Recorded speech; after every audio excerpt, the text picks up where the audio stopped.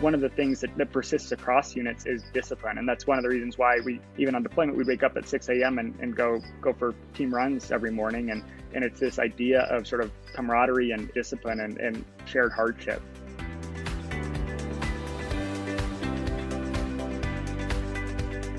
Discipline, camaraderie, shared hardship. These are all things I imagined would be part of being in the United States military, but I've always wondered what it's really like to serve. I'm Elizabeth Pearson Garr, and this is the Experience Podcast. On this episode, we experience life in the military with Eric Davids, who went from being a Naval Academy plebe all the way to serving as a regimental intelligence officer for the Marine Corps. A few production notes. Eric was sitting outside during our interview, so you'll hear some crickets and a dog barking. And for context, our interview was conducted just a few days before the U.S. pulled troops out of Afghanistan. Hello, Eric. Thank you for joining me on this. Great to be here. When I thought about the idea for this podcast, I thought about things that I am really interested in knowing about but have no experience in. And so one of the first things I thought about was the military, because it's just a part of our lives and we have so much respect for it. And yet I really have hardly any direct relationship to it. So I really appreciate you taking the time to inform me and other people about the insides, at least your experience. Of course, every person's experience is different, I'm sure. Mm-hmm. And each branch is probably a little different, although I'm sure there are similarities. Yeah. How did you decide to go to the Naval Academy in the first place? So interestingly enough, similar to you now, I didn't know much about the military either growing up from Boulder, Colorado. The only influence in my life who was in the military was my uncle. And I had a chance during high school to go out and spend a couple of days with him in Hawaii, where he was stationed at the time. And maybe it was partly because of him being in Hawaii that I enjoyed it so much. And I think I just really... That never hurts. It didn't hurt. And I saw, though, sort of the types of things that he was getting to be a part of. I saw sort of what it was like to have a family in the military. And I sort of was able to witness a little bit to him and some of his friends spending time together and just thinking like that's the type of sort of meaningful work with good people that I want to be involved with too.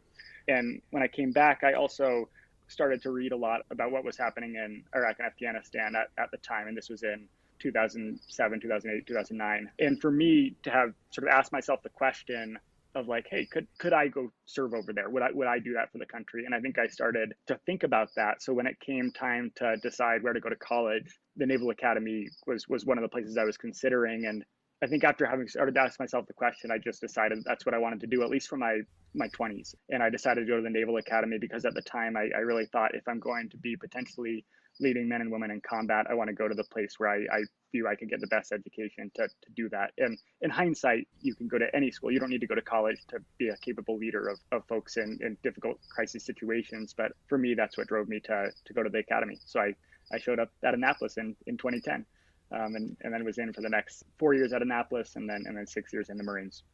What is the commitment when you say you're going to go to the Naval Academy? Clearly, it's the 4 years. And then are you committed to 6 additional years, or what is your commitment? It's 4 years at college, and it is essentially college. There's a lot of military training that happens in the flank hours of the day and during the summer times. But during the school year, you're taking lots of course credits similar to anybody else at any other college. And then when you graduate, you owe 5 years. But for different specialties, you might owe more years. For instance, my little brother, he's a Navy pilot, so he owes 8 years after he qualified on his aircraft. So it varies in terms of service commitment based on what you do, but the minimum commitment afterward is 5 years.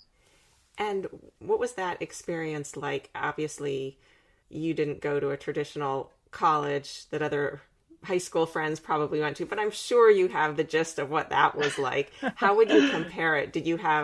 Are there similarities, or was it just a fully unique experience? I had difficulty adjusting, that's for sure. And it's funny because my now wife, Anna, we grew up together and went to high school together, and she went to University of Southern California for college. And she would call me sometimes at 2 a.m. after a party walking home, and I was just getting up for my morning watch at the Naval Academy. So in my memories, those are sort of the stark contrast points where it's like, why did I do this to myself? But the experiences that I got to have at Annapolis, not only was the education really good, and the classroom environments were small. In the summers, every summer was taken up by summer training, is what we called it. But I got to do things like spend a week on a submarine off the coast of Hawaii. I got to go to East Africa twice, once totally on my own for 6 weeks, to work on some humanitarian projects. And then I also got to spend time on aircraft carriers. I raced a sailboat to Bermuda. So it was a lot of things that sort of the academy instills in the education process to round it out, that are focused on developing you not just as a college graduate, but as a leader of men and women for when you graduate and you're responsible for sailors and Marines. And a lot of those activities just were a lot of fun. And you're with some people who are now my closest friends. So you've mentioned several times about graduating as a leader. Is that the difference about going to one of the military academies versus going in as an enlisted man or woman into the military?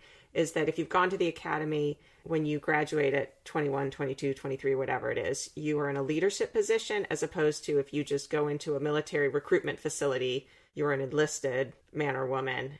Can you explain that difference? Of course. Yeah. I think one of the amazing things about the military is whether you're an officer or you're enlisted, within about a year of reporting to your unit, you're in a leadership position. So I had 19, 20-year-old Lance corporals who were part of my unit as I was the officer responsible for the unit. And they themselves were responsible for the new joins to the unit, the private first classes, which are the more junior ranks. So I think leadership stretches across the officer corps and then also the enlisted corps of the Marines. I think the Marines does this as well as anybody. And just the nature of some of the work that we do demands that a 20-year-old is responsible for a subset of the overall unit and is also making decisions, especially in the wars in Iraq and Afghanistan. There were a lot of instances where there wasn't an officer to necessarily say, go right, go left. And there's got to be sort of disaggregated decision making. So that's instilled in everyone from day one.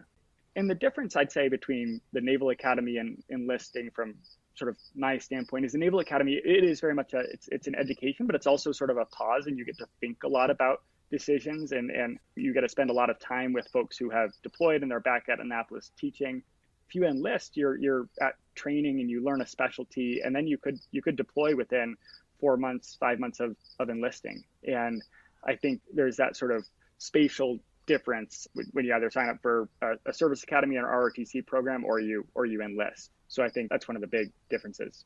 So the amount of time of training and the type of training is different. Is that what you're saying? Like if you enlist, it's very compressed and you're going to be deployed much quicker. That's right.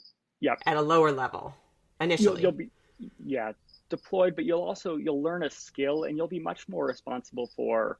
And it varies a lot by branch or department, but you'll sort of be responsible for a core capability. I liken it to, I work for a software company now, and you really become sort of a software engineer on a certain product rather than a little bit more of a project manager over a portfolio, which is a little bit more the officer's responsibility. One of the key things about the officer enlisted relationship from my experience was the importance of, in the case of a platoon level, the platoon sergeant, which is the right-hand person of an officer. And typically the platoon sergeant that you have has been deployed a couple of times. They have 10 to 15 years of experience, and having a good relationship with that experienced platoon sergeant made or broke my time when I was responsible for leading units. Because coming in, that's one of the most challenging things, is that you're responsible for leading folks who may be older than you, may have more experience than you, but as the officer, you are responsible for the decisions, but you rely on the advice and guidance and sort of sitting knee to knee with your platoon sergeant to inform those decisions. Can you give me some examples of what that would be? Like you're deployed somewhere, and what are some of those decisions that you have to make? Pretty much what I have envisioning is from what I see in movies. And I think that's probably pretty sensationalized. So maybe you could disabuse me of some of those notions of how realistic that is. And I imagine the realistic day to day is much more, you're probably working really on computers and really, thoughtful ideas much more than this sort of hand to hand combat stuff that we see in the movies. So maybe can you just give me Yeah, a more realistic idea of what you're actually doing day to day? yeah. And deployments vary a ton. My sister-in-law, for instance, was just on a deployment and she was on a ship for 9 months without touching dry land with COVID being what it is in the past year. For my deployment, some would say I lucked out in that I deployed to Okinawa, Japan, and was on a base there for 6 months and then rotated home exactly on the date that I expected to come home.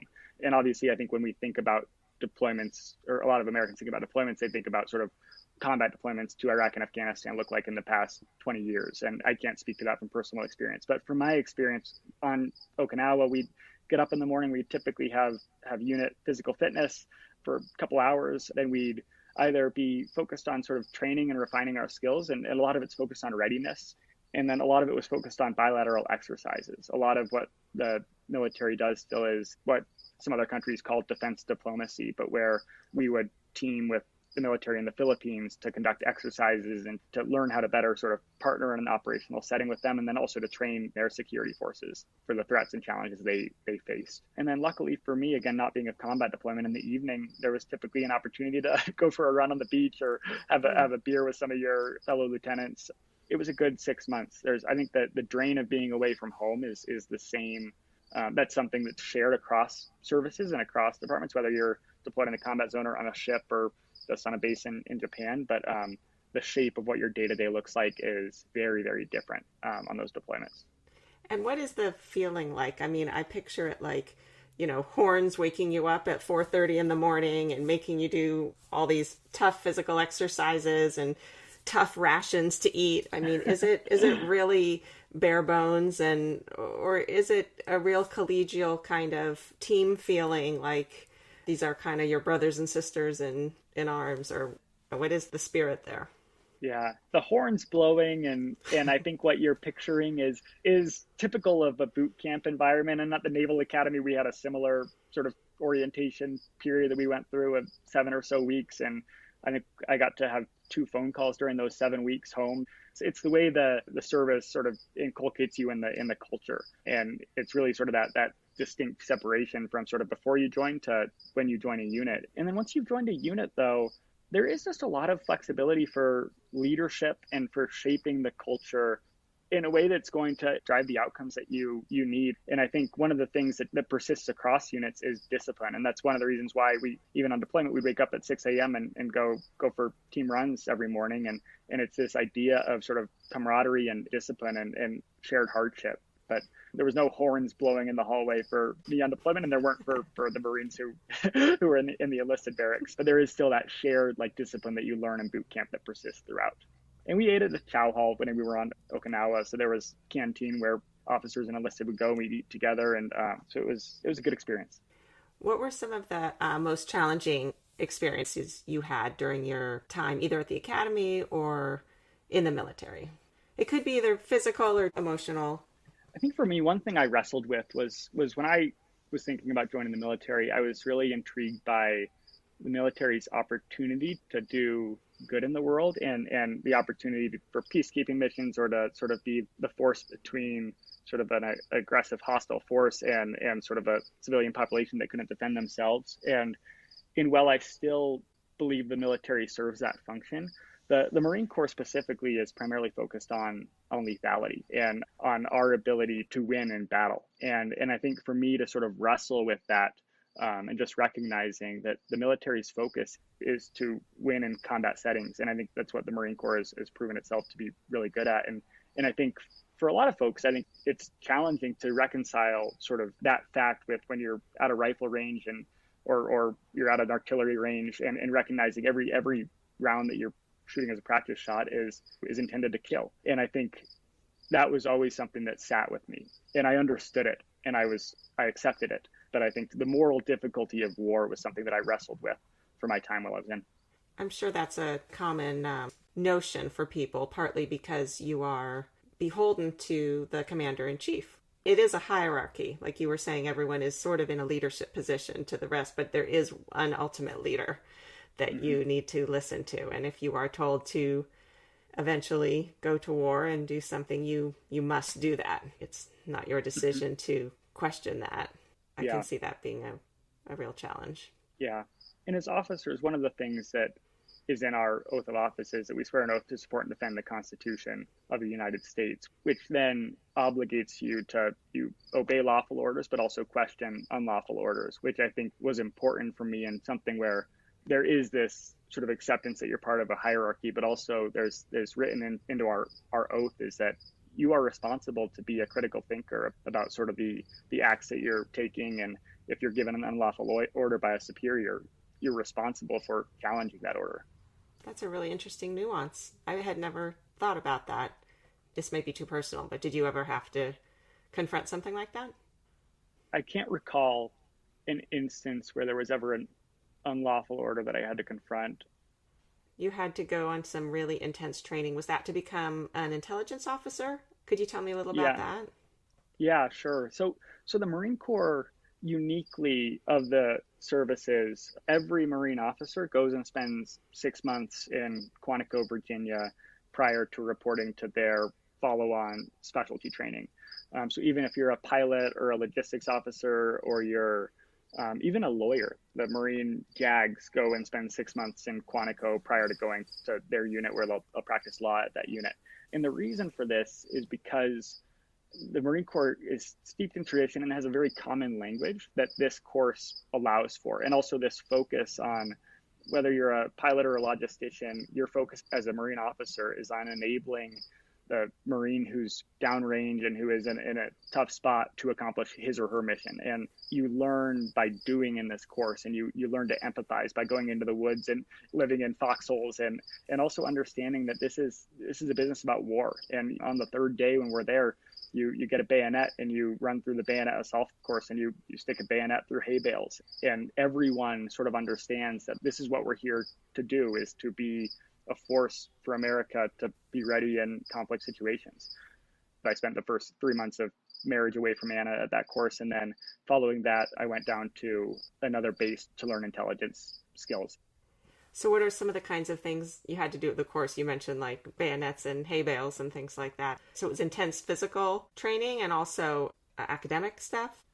It was intense physically. And I think the challenges physically were all team based. So it was a lot of times when you're on a hike and you have an extra weight, or even one of your comrades is all of a sudden a casualty, and you have to figure out how to complete this hike while carrying your comrade now. And a lot of it sort of came down to, it's almost like another road crew, but being on a crew boat where everyone's got to pull their weight, otherwise you're never going to get through. So those were sort of the physical challenges that we would do in those courses. And then mentally, the responsibilities and the complexity of sort of modern combat are immense. And especially as an infantry platoon commander in the Marine Corps, you're responsible for not only sort of directing your own infantry unit, but also understanding how to call for air support when there's air on station, or how to leverage artillery assets for the outcome you're trying to drive. And then the complexity of in non-combat situations of understanding sort of the dynamics when there's a civilian populace in the area that you're working. So in the course, we learned a lot about sort of how to manage and think through all of those dynamics, but also how to be decisive. And time is a limiting factor, and you don't have all day to get to a perfect solution. So to not let perfect be the enemy of good, and recognize sort of the need to make decisions even in an uncertain environment. When you entered, did you anticipate that it would be so much physical, or how much physical is it compared to mental and emotional? It was a physical job, but I think that's part of what attracts people to the Marine Corps. I was a cross-country runner growing up, and tomorrow my best friend from the Marines and I we're going on a 28-mile run over a couple mountain passes. So it's just in our blood, I think. And I think that's one thing I actually miss now working for a software company, is you don't get an opportunity to exercise physical courage in the same way that you got to on a regular basis in the Marines. So it's, again, I think all cultures have their things. And I think the Marine Corps more so than the Navy or the Air Force and has sort of physical fitness and this idea of sort of shared physical hardship as part of our ethos. That drew me in. I think for some people that would turn them off.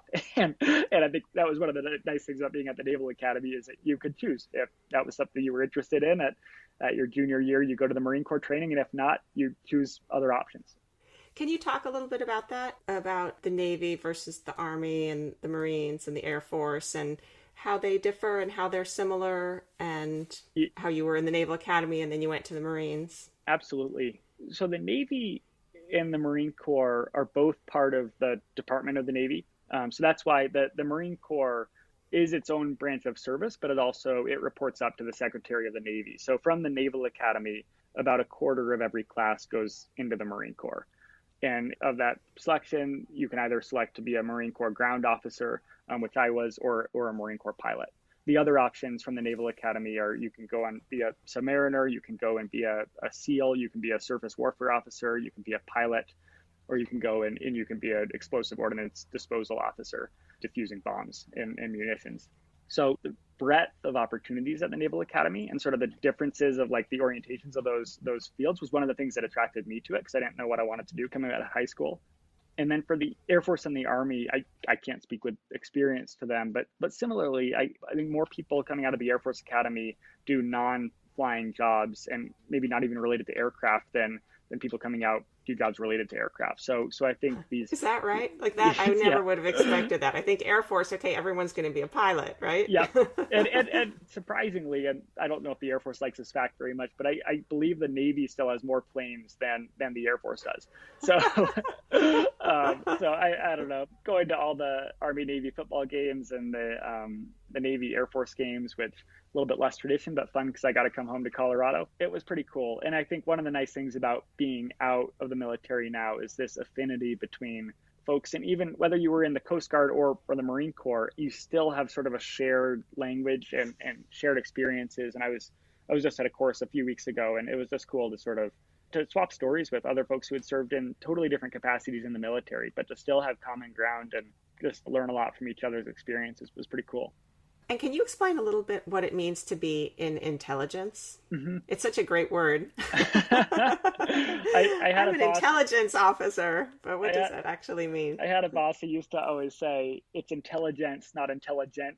So just to be clear. Just to be clear, yeah. So and this varies to service. In the Marine Corps, a lot of what I did was tactical, and it was sort of getting a sense of if we are going to be working in this area, in this forest or this desert or this sort of mountainous region, like how does the weather impact our operations? How does the enemy, their disposition, their weapon systems impact our operations? And how does the terrain impact what we're trying to do? And then really trying to paint the picture for the commander so we can reduce their uncertainty and aid decision making.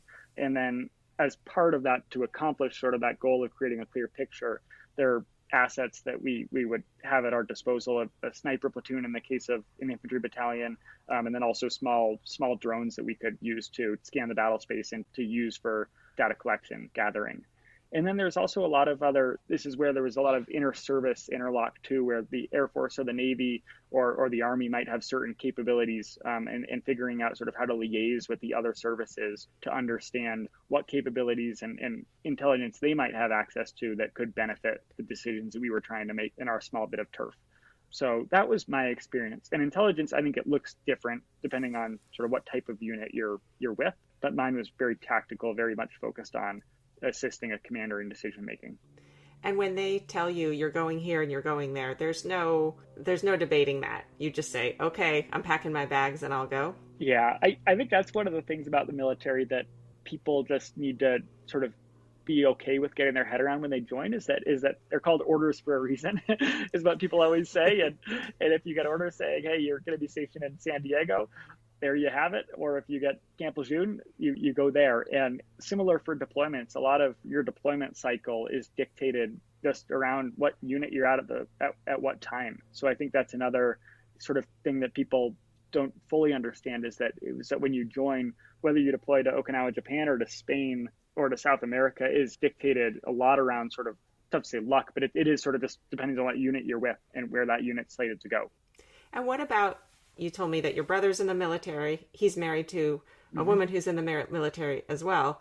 They would not get deployed in the same place, right? So are they just Yeah, bound to just be separated for years or months? yeah. The military tries really hard to honor dual spouse, dual military couples, like my brother and his wife Charlotte. But it's just tough. Like she's on a ship and he's flying helicopters, and I think technically his helicopter could be deployed with her type of ship, but I think they actually don't encourage that. There wouldn't be a separate bunk room for the two of them if that was the case. That's for Could sure. run into some other complications. Yeah. So I think I think there's a time sacrifice, and I think that's one of the things like that will persist.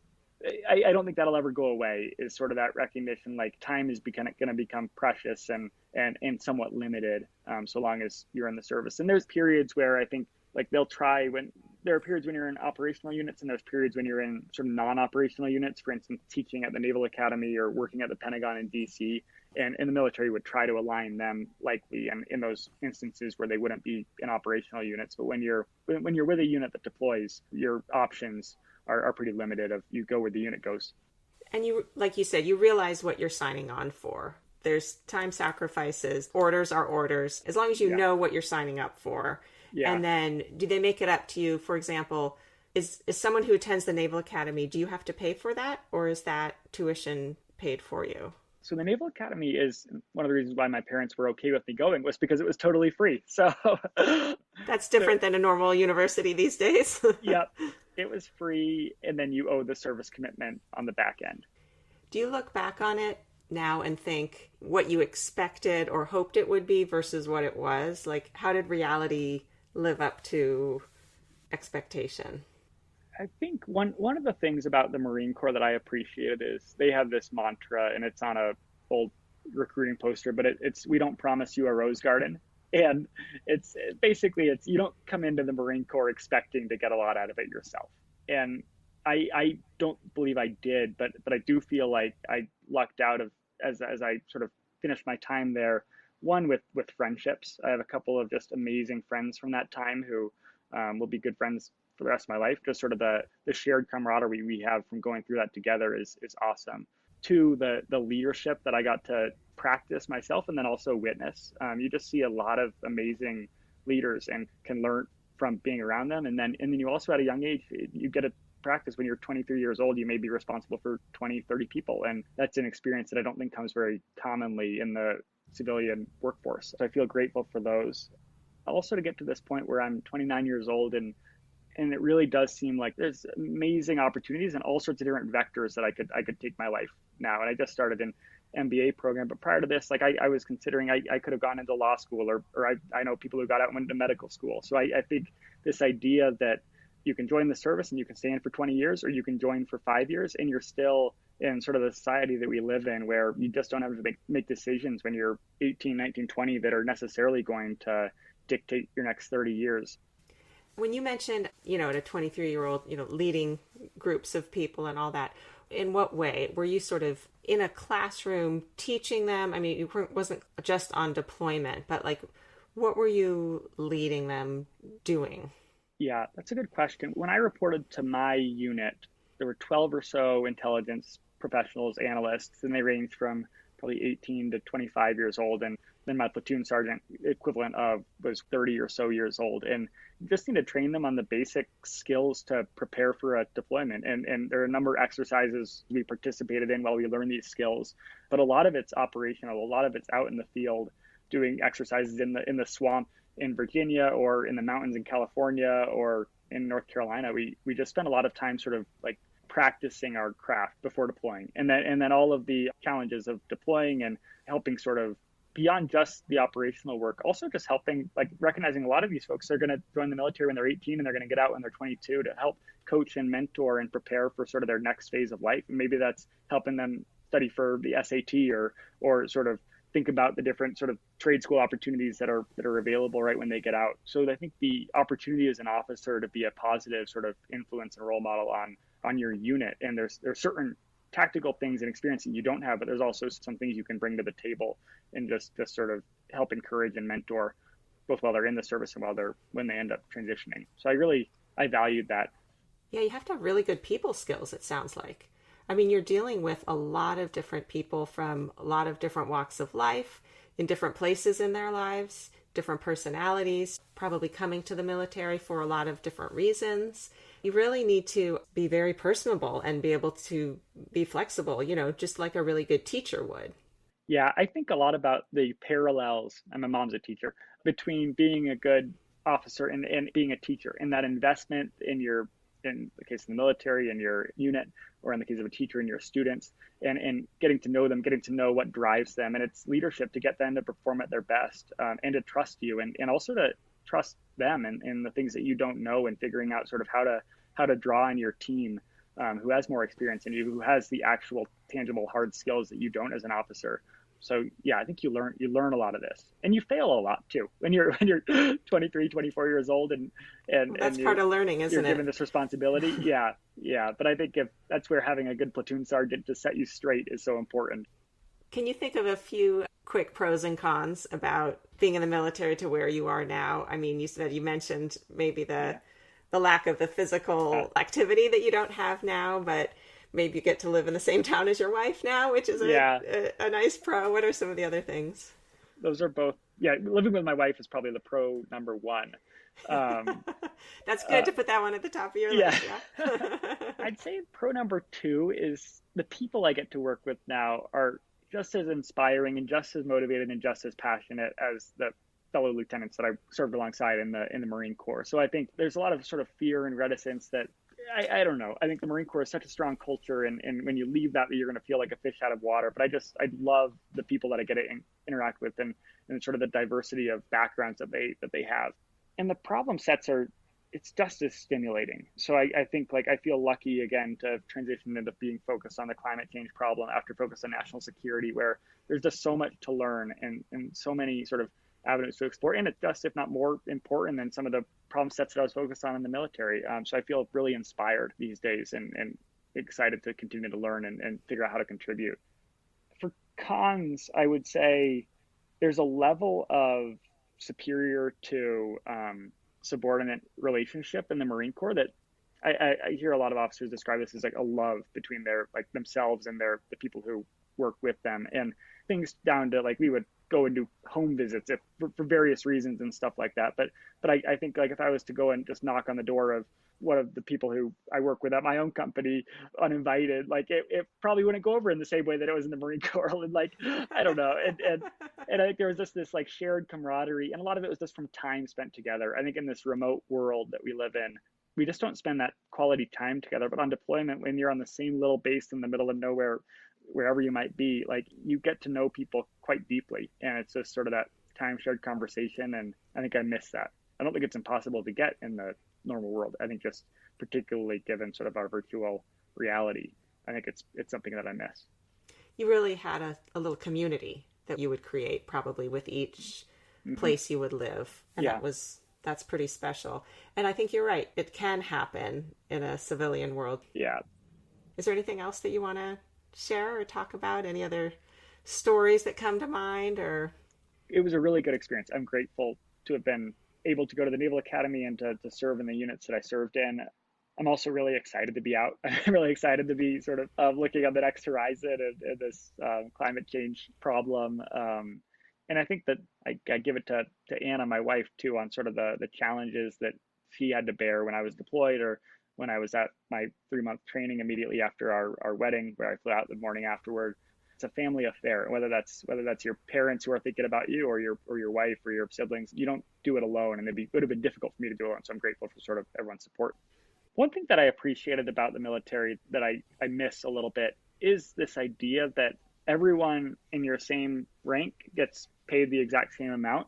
I just really liked how money wasn't the motivator when you were in the service, at least for sort of those initial years, as everyone was in the same rank, because it was something you had no control over. So you got enough. You weren't going to get rich necessarily being in the military, but as an officer, I always felt like we had enough. And it was just sort of this idea that your motivation, your performance, it's towards something that's not related to your compensation. It's towards taking care of your people, towards being a really good sort of proficient unit and developing that unit. And I appreciated having that dynamic. If you were to have children or nieces and nephews, just other kids in your life who said they would like to go into the military, what would you advise them? I think maybe a couple of things. One, I think to recognize sort of the military's function in society, and a piece of that is lethality and to be a force ready for combat. And I think being okay with that is important. I think another piece is there's going to be ripple effects of something you sign up for when you're 18 years old that are going to sort of limit the ability to control your life. And you just need to sort of relinquish control of a lot of things up until the moment you get out of uniform, and just to be okay with that and accept that. And then thirdly, like it was a great opportunity. And it just, I think that the professional development that it gave me at a young age, the people that allowed me to interact with, the stories that I have, I wouldn't trade. But I think the first two would need to be true in order to sort of really enjoy the latter. And I think for me, like I wrestled with the first two some, and the moments when I was wrestling with those were the moments when the third was less exciting. Yeah, it's a good kind of microcosm about a lot of big decisions in life. There are pros and cons, and you learn a lot from every situation. So I'm glad you got so much from it, and you're in such a good place right now. Yeah, thanks. Appreciate you having me on to share some thoughts and some of my story. Thank you. It's so fascinating. I thank you for your service. I mean, do people come up and tell you that a lot? I hope they do. Yeah, I think they do. But it's nice to just be able to sort of share some stories. And I think the next level of curiosity is more refreshing than a thank you for your service. And I think there's a veteran community right now that's going through some challenging times as they watch what's happening in Afghanistan, and having maybe lost friends there or been injured there. Like I think it's an interesting time, I think, for the veteran community right now. Especially that was the thank you for your service war, where I think people were okay with having folks deployed abroad so long as like there was a detachment between people deployed in Iraq and Afghanistan with the civilian populace that was a little bit smoothed over by sort of our glorification of the military and putting folks on pedestals when they came home, but without sort of asking some of these questions. And I have no stories from those wars, but I think the more folks who are listening here and you, and just asking these types of questions to people and just seeing what people might want to share and their real ground truth stories. And that's sort of the best way to sort of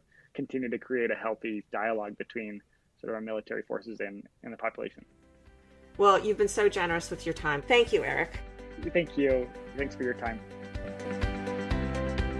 Even though military service feels so foreign to anything I've experienced, I found several things Eric shared relatable to life in general.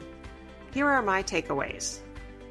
Number 1, don't let perfect be the enemy of good. 2, time is a limiting factor, not just in the military, but in life. Be decisive. 3, be of service. Take opportunities to mentor people beyond what is specifically asked of you. 4, a big part of learning is failing. 5, be intentional and thoughtful. There are ripple effects from every decision you make. And finally, number 6, that extra level of curiosity, an actual conversation, means a lot more than simple platitudes. I'm deeply grateful for Eric David's thoughtful and honest reflections on his time in the military. Please visit our website, theexperiencepodcast.net, to explore other episodes, sign up for our insiders list and newsletter, and find out how to follow us on social media. And if you liked what you heard, please rate, review, and subscribe to this podcast. It helps others discover us. I'm Elizabeth Pearson Garr. Thanks for joining in The Experience.